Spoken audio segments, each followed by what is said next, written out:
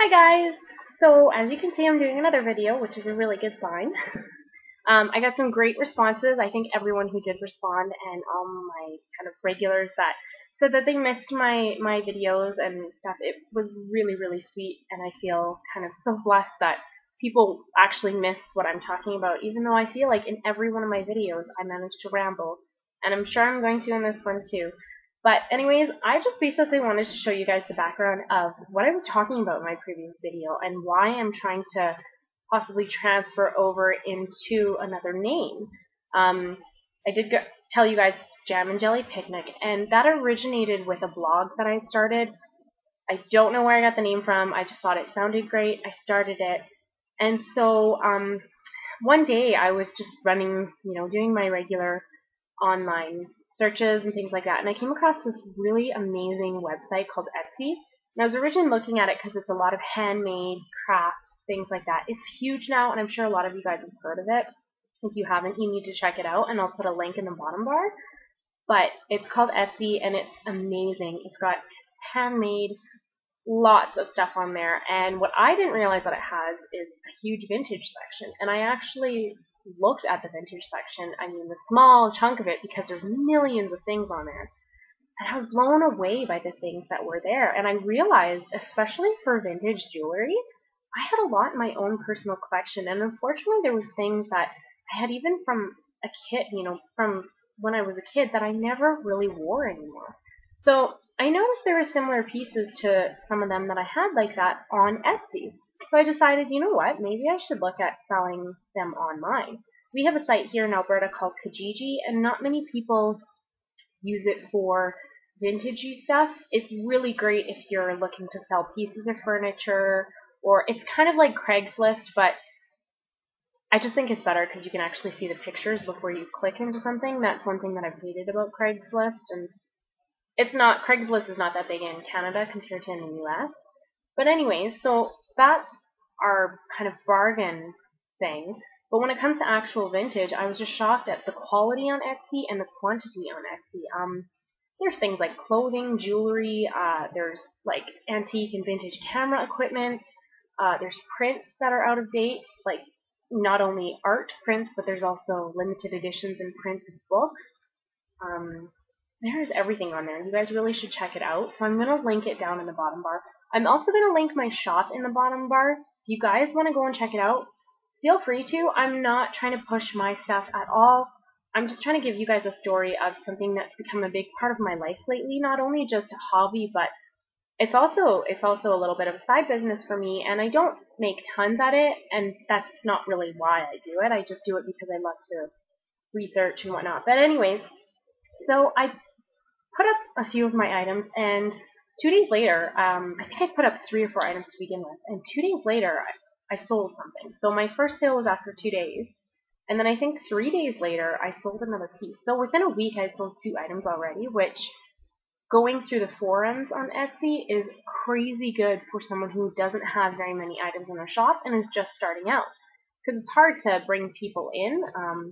You do special things called tags, and you have to make sure that they're worded properly so that Google can pull them up, so people can find you when they're doing Google searches or searching on Etsy itself. So it was really comforting and exciting to think that I'm actually getting sales, which is a really hard thing to do when you're so new on Etsy. So anyways, just by chance, I started going to thrift stores a little bit more than I usually did, and secondhand stores, antique malls, garage sales, just you name it, anything where there's the possibility of vintage or antique jewelry. And I started purchasing little items here and there, and some of them I loved so much I kept for myself, and then other ones where I liked them, but really am I going to be wearing them too much?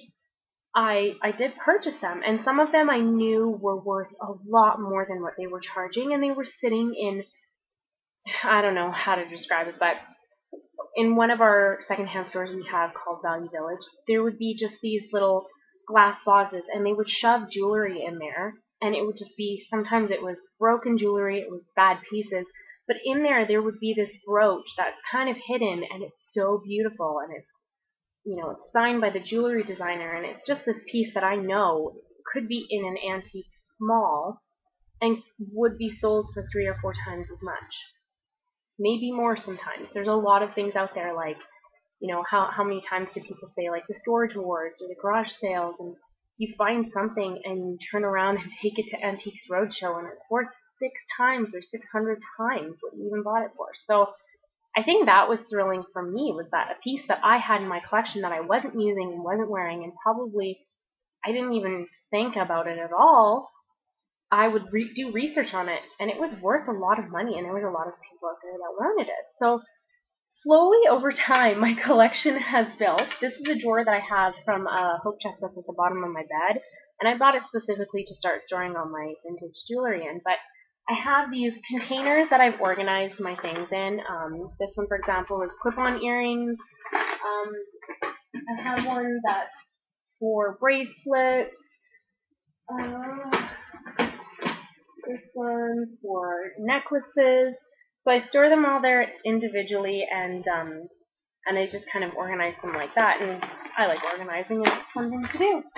I also have ones that I actually, was given by family members that would never wear them again, and it's actual old sets. Like you can tell, the box isn't in the greatest condition, but it's a complete, set by Gloria Vanderbilt.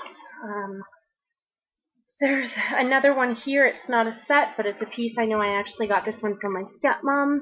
She never wore it. It's a beautiful, you can tell it's straight out of the 80s. It's a beautiful necklace, and this one I've actually worn before. But yeah, it's just this beautiful piece. What else? And then I have a little bag here, and it's literally just stuffed full of stuff that I still have to post on my page.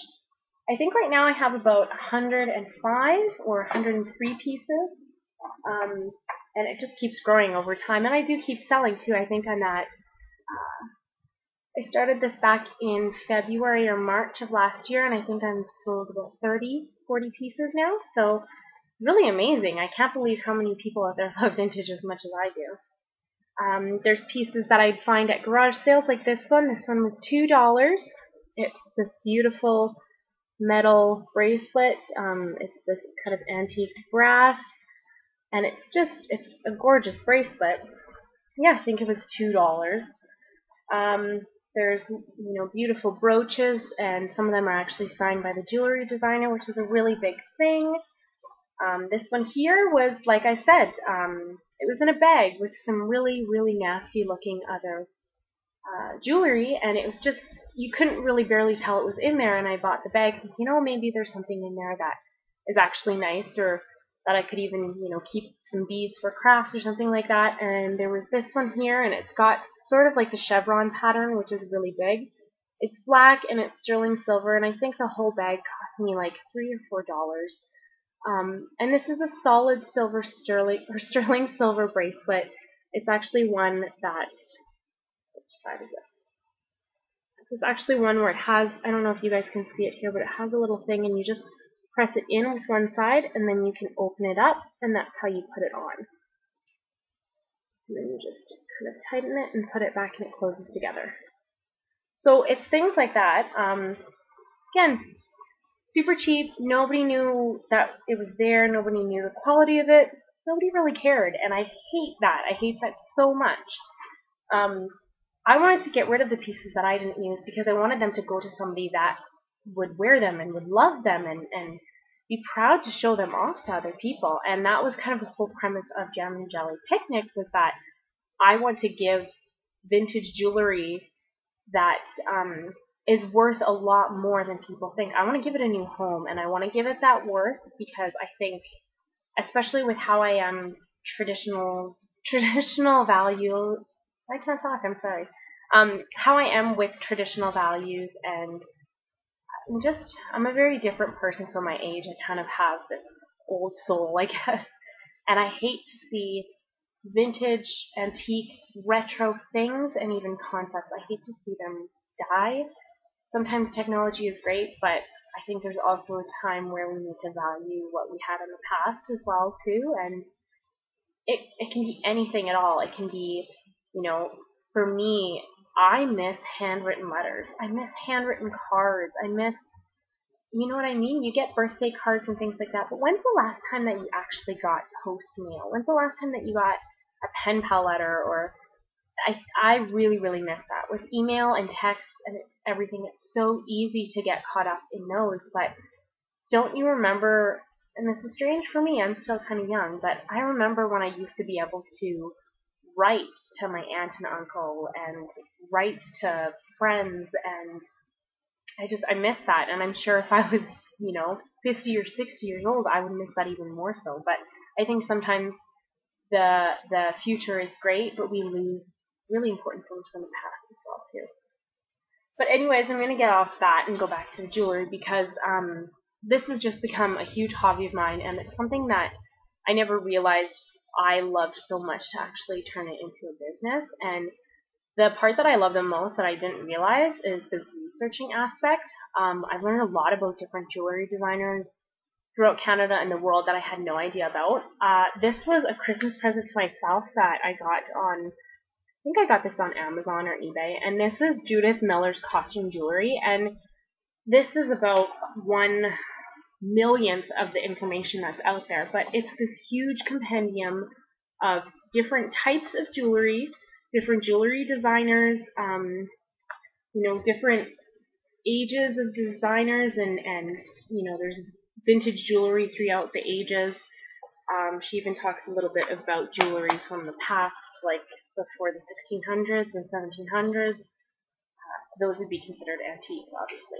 And I do have a few antique pieces as well too, and pieces that I'm actually selling on my website because my mom wanted me to sell this, and I'm not going to keep it if she doesn't want me to. But then there's rings like this from my grandma. I have no idea its value. I have no idea its worth, and it's in this really cute Art Deco, Art Nouveau box, and it's this turquoise ring. And I think this is probably back from the 1930s or 1940s. The ring here that my mom has asked me to put on my site to sell, which is her ring and her choice. It is a faux emerald, but it's 14 karat gold, I believe, and this is back from 1918. This is actually her grandmother's ring. So she did get it appraised because it's a faux emerald. She wouldn't get much even if she did try and sell it, and no one in the family wears it because it's so, we know it's worth a lot, not just in terms of value, but in worth. So nobody really wears it, and if we can find a collector that loves it a little bit more than we do, well, we would rather do that. So anyways, this is just a small part of my hobby. It's become something I really love doing, and this brings me to a question for you guys, basically, as my subscribers. What's your hobby? What's something in your life that you've come to really love that you wouldn't really necessarily think you did? Maybe it's a sport that you just fell in love with as a kid and you haven't been able to stop playing it, or I know for some people, a hobby can be their family, certain things with their family.